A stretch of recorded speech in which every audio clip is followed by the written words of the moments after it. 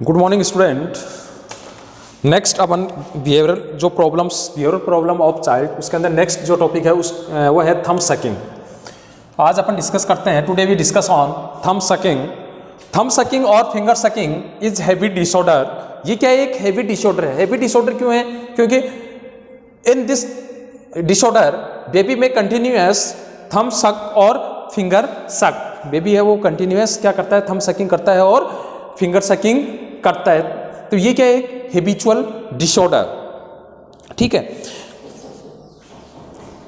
Reason क्या है इसके पीछे? थंब सकिंग और finger sucking is a habit disorder due to feeling of insecurity. Due to feeling of insecurity. जब baby अपने आप को इनसिक्योर फील करता है तो उस कंडीशन के अंदर बेबी क्या करना स्टार्ट कर देता है? थंब सकिंग और finger sucking. Feeling of insecurity और टेंशन। बेबी टेंशन के अंदर हो तो उस कंडीशन के अंदर भी वो क्या करता है? इनसिक्योरिटी फील करता है, अपने आप को इनसिक्योर फील करता है, अपने आप को टेंशन के अंदर फील करता है। फिर नेक्स्ट है, it is may develop due to inadequate oral satisfaction. देखो इसके पीछे जो रीजन है वो क्या है? किसकी वजह से होता है? Oral in satisfaction. Oral in satisfaction. Oral in satisfaction means incomplete of the need of breast feeding. उसकी जो ब्रेस्ट फीडिंग की जो नीड्स हैं वो फुलफिल नहीं हो पाती हैं। तो इसके सबसे फर्स्ट जो रीजन तो है वो क्या है कि बेबी इनसिक्योर फील करता है। इनसिक्योर क्यों फील करता है? कि जब उसकी जो नीड्स हैं, और नीड्स के हैं, ओरली नीड्स की अपन बात करते हैं तो इनएडिक्वेट oral satisfaction during early infancy result of poor breast feeding.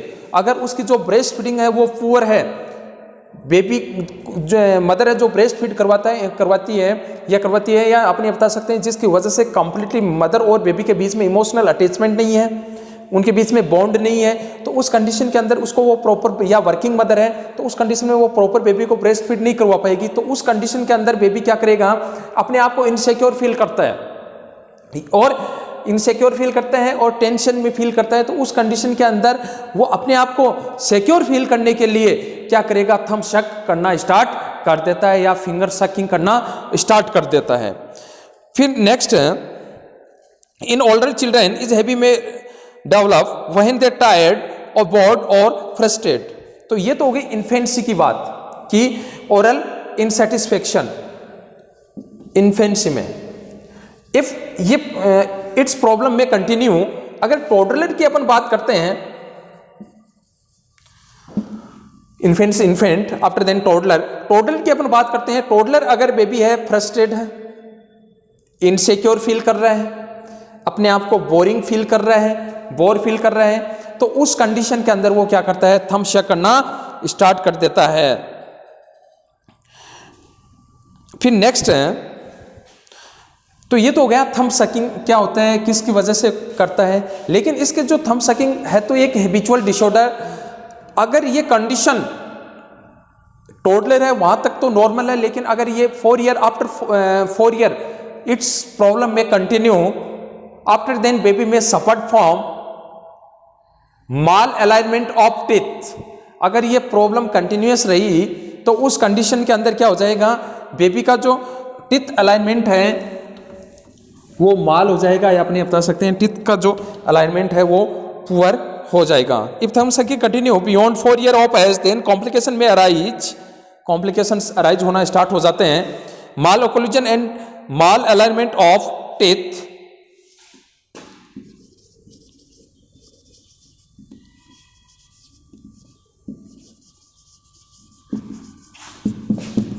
Mall alignment of teeth, malalignment हो जाएगा। टीथ है वो प्रॉपर, उनकी जो शेप है वो या जो अलाइनमेंट है वो प्रॉपर नहीं रह पाएगा। Malalignment of teeth, difficulty in mastication,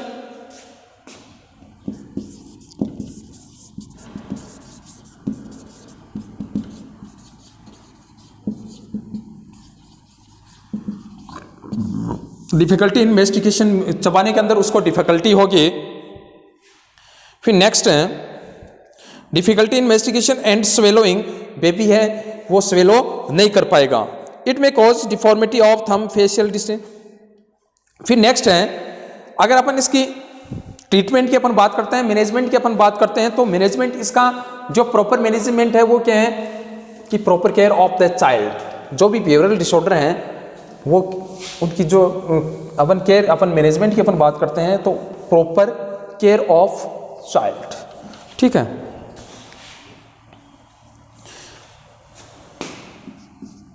proper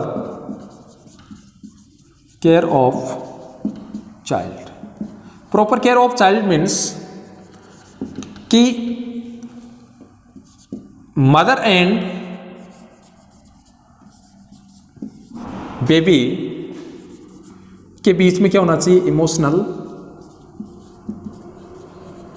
attachment, emotional attachment होना चाहिए, दोनों के बीच में इमोशनल बॉन्ड होना चाहिए।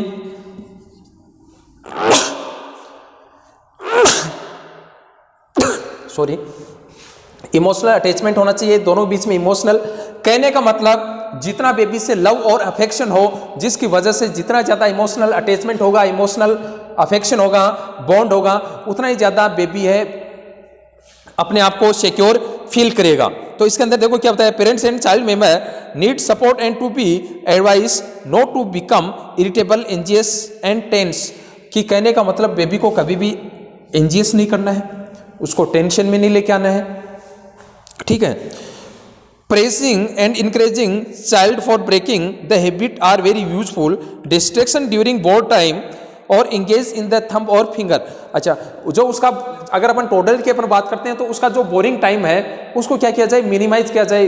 बोरिंग टाइम मीन्स बेबी क्या है, खाली बैठा है, उसके पास प्ले मटेरियल नहीं है, या अपनी बता सकते हैं उसकी प्रॉपर केयर नहीं हो रही है, तो उस टाइम उसको बोरिंग जो टाइम है या अपनी बता सकते हैं उस टाइम उसको क्या दी जाती है, बिहेवियरल थेरेपी या डाइवर्सनल थेरेपी दी जाती है। उसको प्ले एक्टिविटी प्रोवाइड करवा दिया, प्ले मटेरियल उसको दे दिया, या फिर उसको कोई पोइम दे दी, जिसकी वजह से बेबी है वो क्या करेगा, अपना टाइम है उसमें लगाना स्टार्ट कर देता है और वो बोर नहीं होगा, ठीक है। फिर नेक्स्ट है the child should not be scold for the habit. अच्छा, ऐसे जो बेबी हैं उनको कभी भी स्कॉल्ड नहीं करना चाहिए, स्कॉल्ड नहीं करना चाहिए। मीन्स अगर हैबिट है उसकी, थंब सक कर रहा है या फिंगर सक कर रहा है, तो अपन उसकी हैबिट है उसको डाइवर्ट करने के लिए, उसको छुड़ाने के लिए कभी भी उसको स्कॉल्ड नहीं करना चाहिए। उसको काउंसलिंग की जरूरत है, उसको अफेक्शन की जरूरत है, उसको लव की जरूरत है, उसको सिक्योरिटी की जरूरत है, उसको नीड्स फुलफिल करने की जरूरत है, न कि उसको स्कॉल्ड करने की जरूरत है। उसको कभी भी स्कॉल्ड नहीं करना चाहिए, उसकी नीड्स हैं उनको फुलफिल करना चाहिए। फिर नेक्स्ट है hygienic measures to be follow. दूसरा उसका हाइजीन है वो प्रॉपर मेंटेन होना चाहिए, हाइजीन है वो प्रॉपर मेंटेन होना चाहिए, जिसकी वजह से उसके ओरल कैविटी के अंदर इन्फेक्शन है वो डेवलप नहीं हो। इसके साथ साथ consultation with dentist and speech therapist, अगर नीड है तो उस कंडीशन के अंदर जो भी डेंटिस्ट है और इसके साथ साथ स्पीच थेरेपी, अगर उसको स्पीच के अंदर प्रॉब्लम हो रही है, टीथ का माल अलाइनमेंट हो गया, माल ऑक्लूजन हो गया, उस कंडीशन के अंदर उसको स्पीच थेरेपी की जरूरत है, तो इसको स्पीच थेरेपी प्रोवाइड करवाना है। या माल अलाइनमेंट हो गया है या इन्फेक्शन हो गया, तो उस कंडीशन के अंदर डेंटिस्ट है उनसे कंसल्टेशन की जरूरत है, उनसे कंसल्ट करना चाहिए। फिर नेक्स्ट है, और इसके साथ साथ उसका जो भी ट्रीटमेंट है वो प्रॉपर करना है। तो ये हो गया थंब सकिंग।